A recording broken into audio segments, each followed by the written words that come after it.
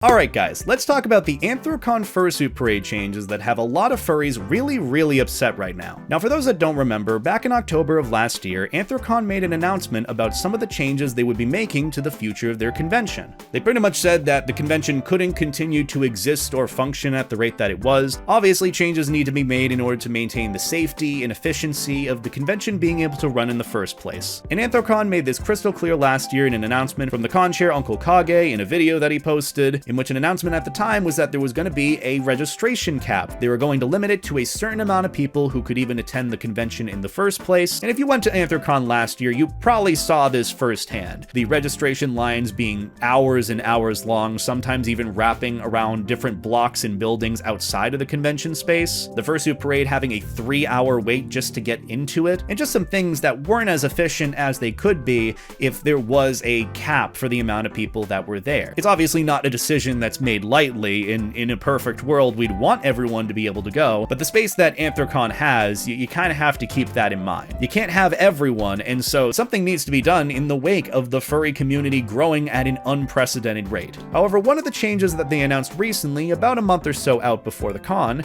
was with regards to the Fursuit Parade and how that would be conducted. The main thing being the size cap, which the size cap, absolutely no worries. However, what a lot of furries are upset about with this isn't exactly the size cap for it. It's more so about how they're going about limiting the size of the Fursuit Parade, more specifically with the changes to the rules in which it is stated that no human skin should be shown in the Fursuit Parade, or in this case, no poodling allowed. So we're back on the furry drama of the week being poodling. The furry wheel of drama has spun and spun and spun until eventually it has landed on poodling, and that is the one thing that everyone is up in arms about right now. Except in this case, it's pretty reasonable, if you ask me. This isn't the case of some idiot on the internet thinking like, oh, everyone should fursuit my way, the way I want to. It's more so this idea of trying to make the Fursuit Parade more exclusive, and obviously it's needed. You have to limit the capacity, limit the amount of people that can even go there for safety concerns.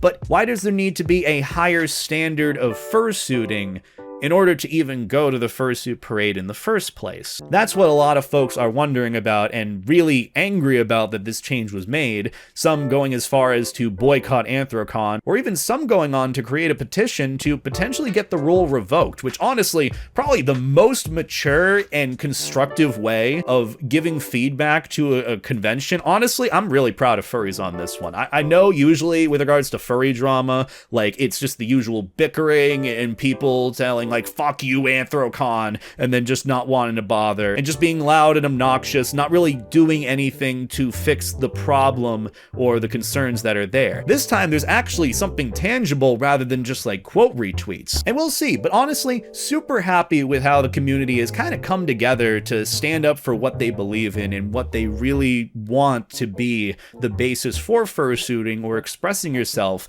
in the Fursuit Parade. And there's a lot to go over with it for those that might not know about how big the Fursuit Parade is for Anthrocon, which we'll get into. Now, before we get started with today's discussion, and this is very exciting because it's the first time I'm getting to do anything like this, I'm happy to announce that today's video is sponsored by Aura. Have you ever worried about your digital footprint on the internet with whatever personal information might be floating around online from your friends, family, any account information, passwords, phone numbers even? Of course you have! You're terminally online like I am, welcome to the club! But in all seriousness, it's a scary thing with how frequently I see reports and news articles about whatever data breaches or data leaks, which becomes available because these data brokers come by and pretty much just sell your information to any scammers or marketers that want to buy it. Hence why you have an influx of scam and spam messages either on your phone or whatever email you have. It's annoying and especially hard to get that taken down because it's not easy finding the source of where that information is being listed in the first place. But that's where today's sponsor Aura is here to help. Aura is your all-in-one digital security and is currently ranked #1 in ID theft protection. Aura takes care of the hard part of automatically identifying and removing your personal information from these sites that have them listed. Aura gives you alerts if your personal information is found on the dark web,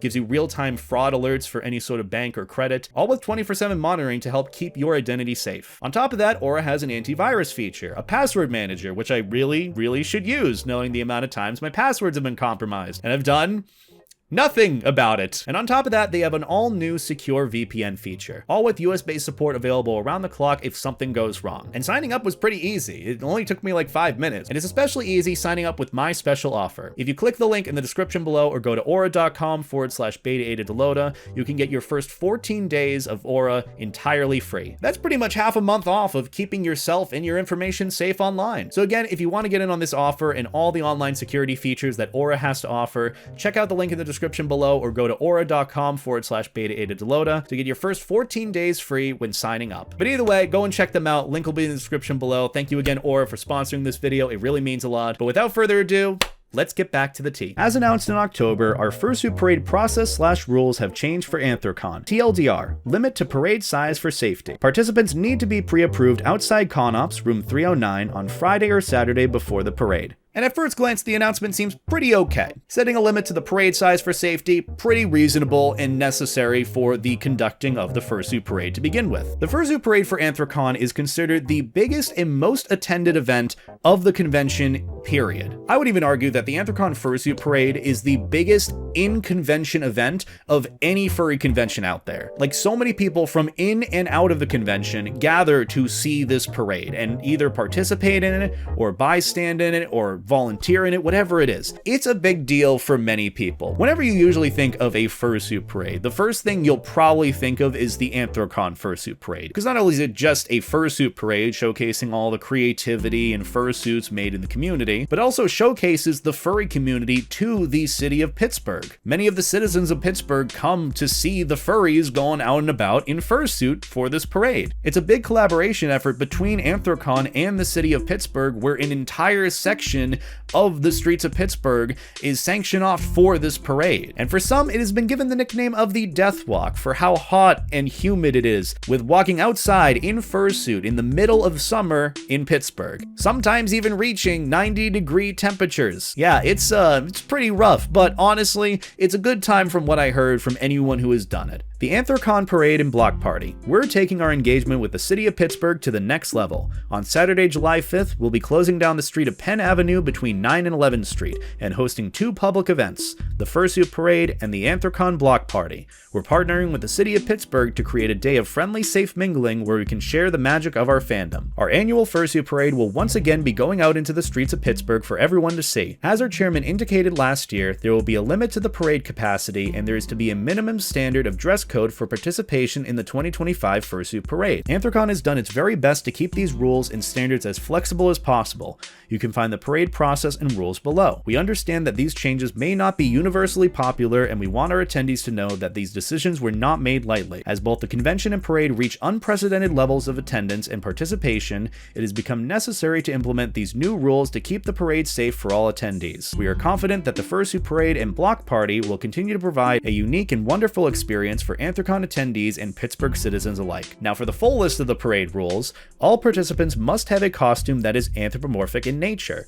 The parade is not for general cosplay, i.e. the addition of ears to existing costumes, armor does not qualify for participation in the parade. And that makes sense, it's a fursuit parade. The baseline should be fursuit. At the very least, I can understand that being the basis or one of the rules being made. That is absolutely reasonable because it's this fursuit parade. You want it to showcase fursuiters. However, it's the next part that invoked this whole thing about the poodling drama. Full body fursuits are encouraged. Partial fursuits must incorporate additional elements in addition to a head, hands, and optional tail. These at the wearer's discretion based upon their interpretation of the species/character. Examples include foot paws, sleeves, or leggings, or other costume features that define the character. No human skin should be showing. All clothing and costume elements must conform to the Anthrocon standards of conduct. Even if a costume has been pre-approved, any costume that is determined not to meet these standards at parade time will not be allowed to participate. And furries were not happy about this one, especially since it wasn't mentioned in the first place in the tweet or initial announcement, and then you had to go looking for it specifically. And that's why this new policy is being considered a recycling or rehashing of the anti-poodling sentiment or poodling drama that we've seen come up time and time again in the furry fandom. Granted, I'm gonna be honest, some part of this is like, oh, it's just a fursuit parade, just don't do the parade and do everything else. But also, like, I can understand knowing how big the Anthrocon Fursuit Parade is. At some point, I would love to do the Anthrocon Fursuit Parade, but You think I can afford Anthrocon? I'm a furry YouTuber full-time, baby. We live off hopes and dreams and maybe a penny and some Pringles. Look, pennies have some zinc in them. You're allowed to eat that, right? In years past, there have been no problems with fursuiters poodling or showing skin or wearing their fursuit however they'd like, obviously within reason and by some standards. However, the standards have been pushed up to a more strict dress code of wearing a partial fursuit that completely covers your body and does not show skin, or a full suit, or rather, full suiting is encouraged. And this whole thing, honestly, is just weird. If you were looking to limit the amount of people who go to this specific event, you could do that as is.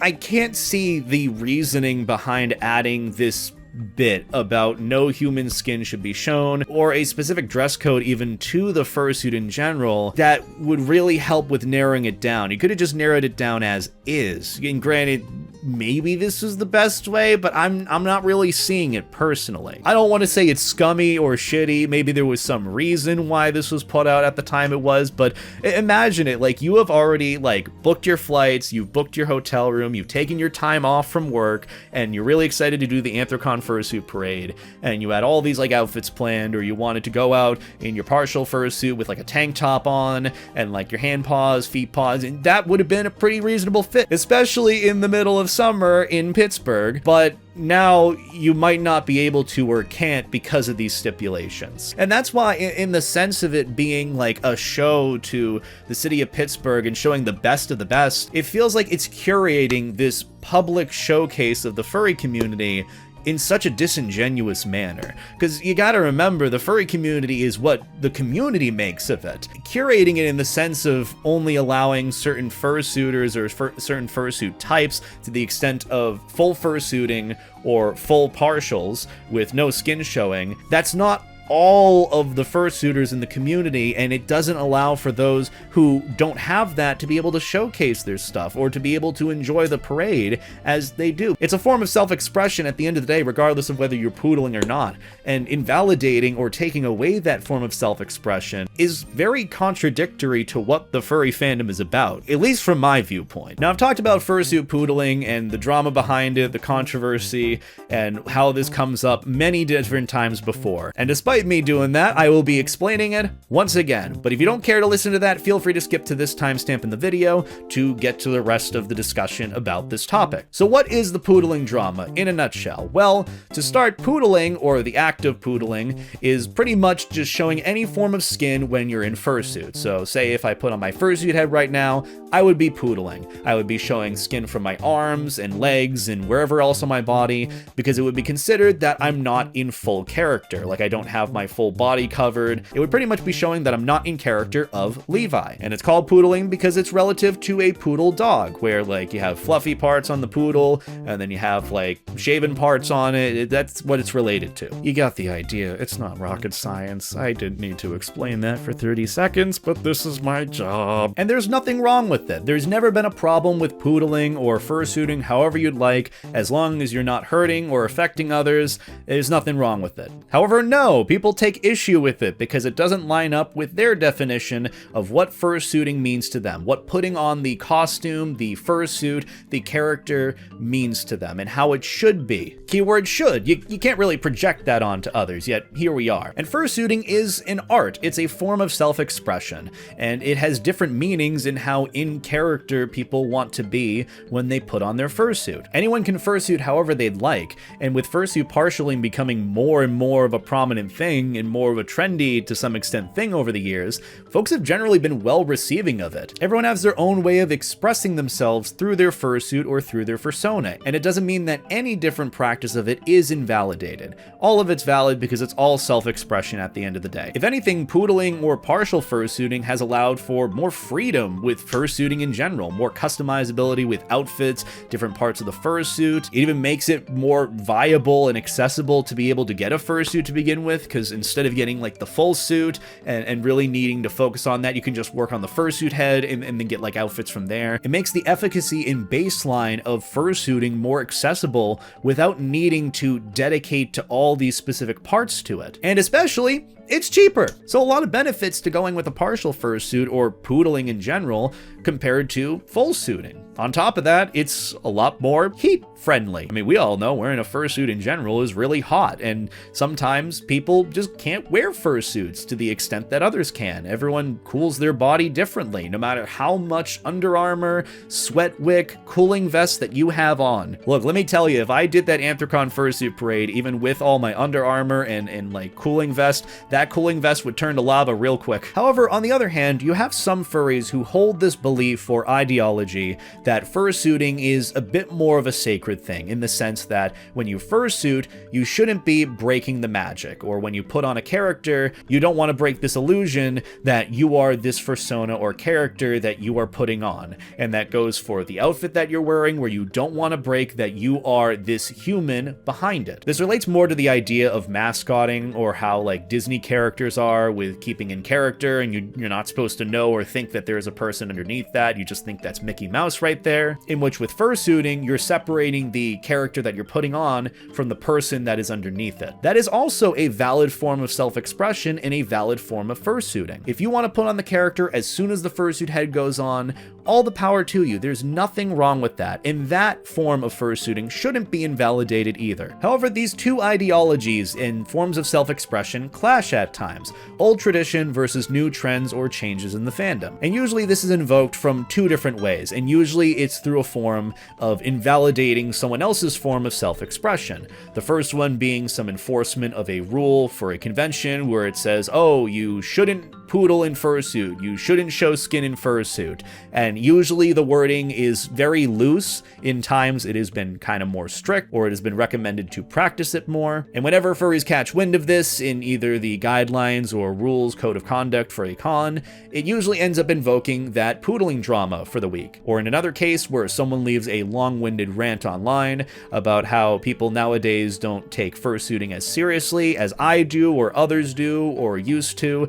that also invokes the fursuit poodling drama, because in both senses it projects this anti-poodling ideology that your form of self-expression and how you're fursuiting is not good, or it is not recommended, or is not how I see it. And so that for some is seen as a personal attack, because it is invalidating a form of self-expression. And that's what we're all doing at the end of the day, regardless of whether we're partial fursuiting or full suiting. And so that's how you have a lot of these bickering sessions, a lot of these poodling drama sessions coming every once in a blue moon, at this point a lot more frequently than I wish it happened. And from there is pushback or retaliation from the general furry community, and in this case it being the majority. And that's how you get the furry poodling drama. Usually it pitters off into people forgetting who even started it or said what in the first place, and then we all move on to the next thing that we're arguing about. With that in mind, fursuiting might also have some health concerns, or some folks might have disabilities that might need to be accommodated properly. So you might not be able to fursuit the way others deem to be important or the best, and so you might need to only wear your fursuit head, or you might only be able to do it for certain amounts of time. Not everyone can regulate their body temperature in fursuit and can't full suit or fursuit to the extent that others can. Keeping cool is important and hard to do for some, not just from a comfort standpoint, but a genuine health concern standpoint. That's not even factoring into account disabilities that some folks have. Folks have mentioned how they have POTS and literally cannot fursuit to the extent that others can. They need to either partial poodle, or they just can't fursuit for long periods of time. Fursuiting should be accessible to those who want to, and it has become more accessible through the years. Applying this no poodling sentiment to things just makes it less and less accessible, and I feel like it just reverses a lot of the changes that have been made for the better of everyone in the community. Now, the second part of the announcement about the pre-approval part of the fursuit parade is also a little bit weird. I understand to some extent why it's being done, to like approve certain people for the parade based on the guidelines that were set. On Saturday, beginning at 1 p.m., the West Lobby entrance of the Convention Center will be reserved for parade participants only. Additionally, parade participants may use the exit lane from Hall D as an entrance to the building. Participants who require a handler or who require ADA mobility accommodation should line up in the East Lobby. The parade will begin with the Fursuit Parade lineup, which will begin in the Convention Center Hall C. The lineup for the parade will start at 12 p.m. with doors closing at 1:50 p.m. The number of participants in the parade will be limited, and as such, all participants must be pre-approved. You must either wear or bring the costume that you intend to wear in the parade, or alternatively, a photo that shows all of the elements of the costume, to the registration point outside of room 309 on the Friday between 3 p.m. and 9 p.m., or on Saturday from 9 a.m. until 12 p.m. We cannot register any participants after 12 p.m. on Saturday. Individuals approved for participation will have an identifying sticker affixed to their membership badge. The person presenting the suit for approval must be the person who will wear it in the parade. Substitutions are not permitted. So okay, I can see why they're doing this pre-approval process in the first place, and it's not to, I guess, pick and choose who gets to or who gets to not be in the fursuit parade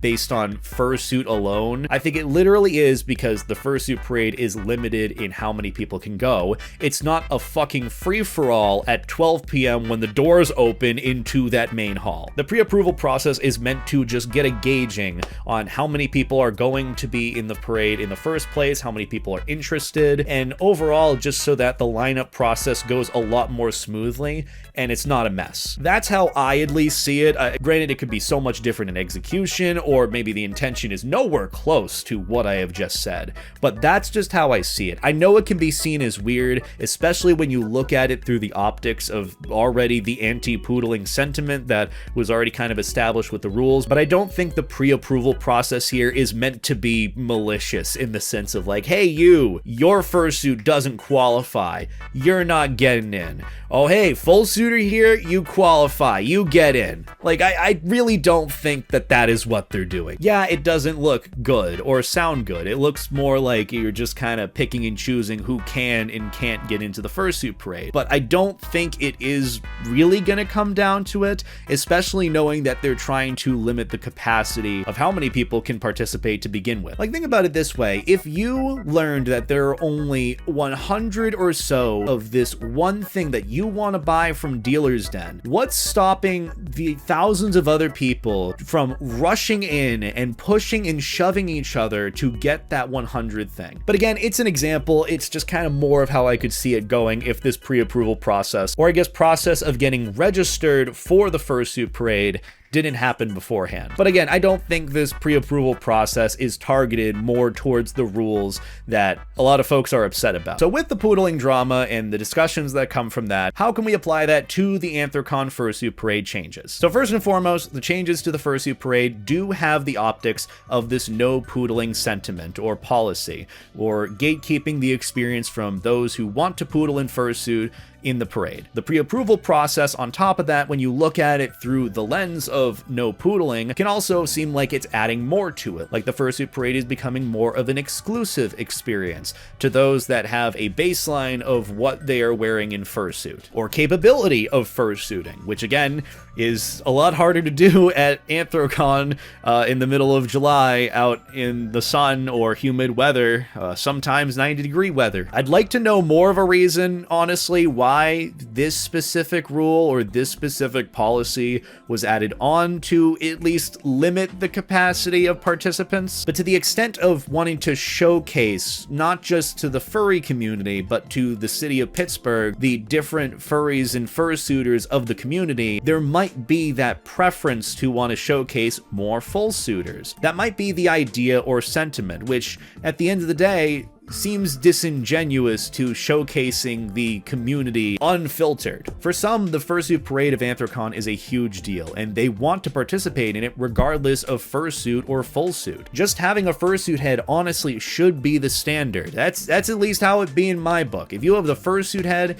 the sky's the limit for what you can customize with it, or what you can wear, or what you want to wear, how you want to express yourself. Because despite the fursuit parade being a showcasing of the community, it's a showcasing of self-expression. It's a showcasing of people showing who they are and what they enjoy. It's kind of to some extent like a pride parade. And with these policies in mind, it doesn't seem like a fair way of narrowing down the amount of people who attend the parade or putting a proper cap on it. And a lot of furries have expressed this, that a better circumstance for it would just be have it be first come, first serve. Also, apparently back in like 2016, there was a rule against, poodling in the fursuit parade. Someone left a link to the Wayback Machine for the 2016 Anthrocon Fursuit Parade and Photo Guidelines, which apparently to get a fursuit badge, the suit must represent an anthro character. Character representations of non-anthro characters, human characters, spandex bodysuits do not count. At minimum, a headpiece, hand paws, and a tail, if applicable by species. If using latex and makeup, it must completely cover exposed surfaces.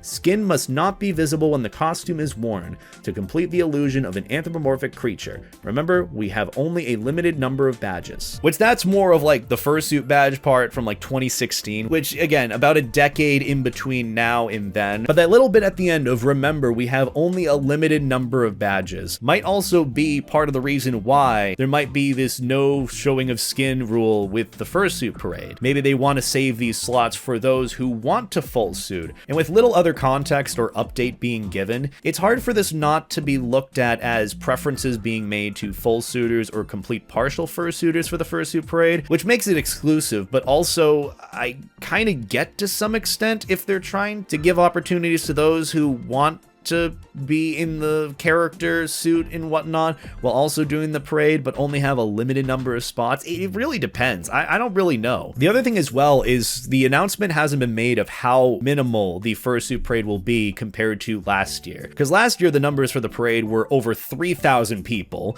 compared to the 17,000 that attended the con and registered for the con to begin with. So we don't know what the final number of the limit will be for how many people can at maximum participate in the fursuit parade. Now, as for the reactions from the community, obviously furries were not happy about this. Like many have stated and been very vocal about on Twitter, the cap to the fursuit parade is good and necessary. Some furries have offered suggestions on how to better the narrowing down process of the paraders. Some say that a first come first serve basis would work better. Some others suggest that offering tickets or pre-reg having a section for it. Along with that, furries have been saying pretty much the similar sentiments of what I said before. Fursuiters are not mascots. This isn't Disney World. They're going in to showcase the community and kind of curating it to this extent of showing just full suiters or those with full partial suits seems disingenuous to showing off the community for what it is about. I do like this one little reply thread that someone left with regards to this topic. I host fursuit meetups in Florida, so the concept of making an outdoor furry event no skin is foreign. Furries are furries, fur or not, clothing or skin showing. We need to celebrate our ability to express our variety, not just treat full suiters like cars in a car show. If this policy discourages you, I want to remind you to never feel inadequate in the community for not having a nice enough fursuit, or the ability to wear one for long due to your own health or finances. There may need to be a conversation of removing the parade altogether if the capacity is a safety concern,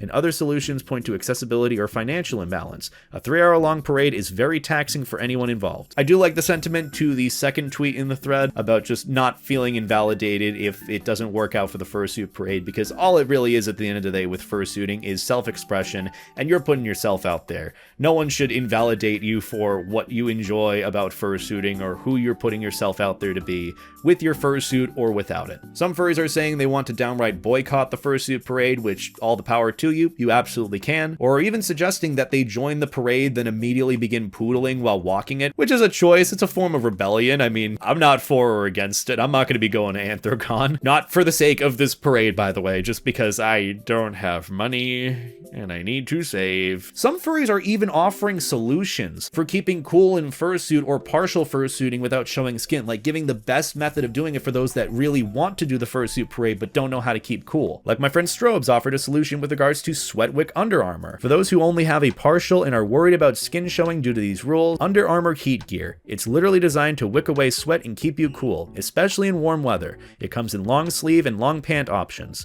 which should satisfy the skin requirement. And another potential solution from my friend Eigen Rovak. Pro tip from a pro mascot. Long sleeve Under Armour and baseball gloves are the best purchase you could ever make for partial suiting. Looks good, feels good, less to pack compared to hand paws / bodysuit. So it's nice to see that people are offering solutions to this rather than just yelling about it on Twitter. And along with that, obviously, there have been some funny memes and joke posts that have come from this as well. Make it make sense. Bare skin, breaking the magic, not allowed in parade. Under Armour, so much more immersive. Definitely not just poodling but blue.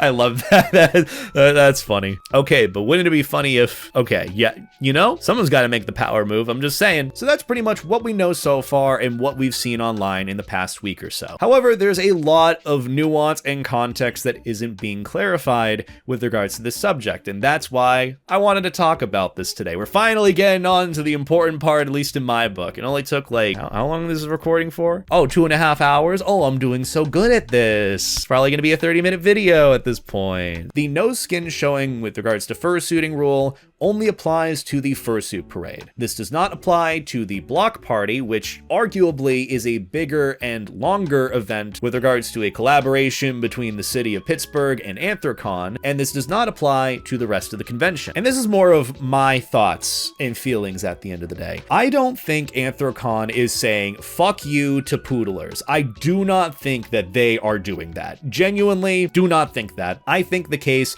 of what is going on with the fursuit parade might be for reasons that obviously are not stated, but I don't think it's a case that people are breaking the magic for the convention or the block party. Because the block party is also a part of the collaboration between the city of Pittsburgh and Anthrocon, and that arguably lasts longer than the fursuit parade. It might not be as popular, and it might be more of a newer thing that's being added on, but it's also part of the con, and it is part of a celebration of the community within a sanctioned area or set area around Pittsburgh, around the con. Keep in mind for this year as well, Anthrocon is already 75% of the way sold out for pre-weekend registration. And with these last 2 points in mind, they're probably expecting a lot of people, no matter fursuit or not. I will admit how they're doing it with the poodling part is bizarre, but I really don't think they're saying like, hey, fuck you, fursuit poodlers.